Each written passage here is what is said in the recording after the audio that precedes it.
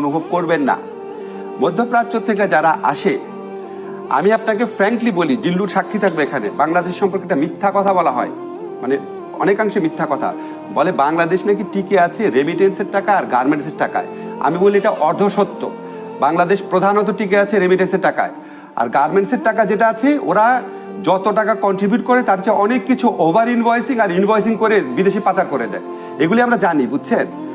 বাংলাদেশটা টিকে আছে হচ্ছে রেমিটেন্স আর্নারদের টাকায়। আপনি এয়ারপোর্টে যেয়ে দেখেন, আমি মাঝে মাঝে দাঁড়ায় থেকে দেখি আপনার কি জঘন্য বিহেভ করা হয়, বুঝছেন, কি জঘন্য বিহেভ করা হয়। এটা কিন্তু আমি আওয়ামী লীগ আমলের কথা বলছি না, এভরি আমলে মনে করা হয় যে এটা শ্রমিক শ্রেণীর। আরে ওদের পয়সা দিয়ে তো আমরা বেঁচে আছি, ওদের তো পায়ে ধরে থাকা উচিত আমাদের। মিডল ইস্টের শ্রমিকের তো পায়ে ধরা উচিত আমাদের, যে ওরা আমাদের ইকোনমি বাঁচায় রাখছে। তাহলে আমাদেরকে শ্রীলঙ্কা কেন, আমাদেরকে ফকিরের জাতে পরিণত হইতে হইতো। আমি কোনো আপনাকে কথা বাড়াই বলছি না, ইউ নো দ্যাট।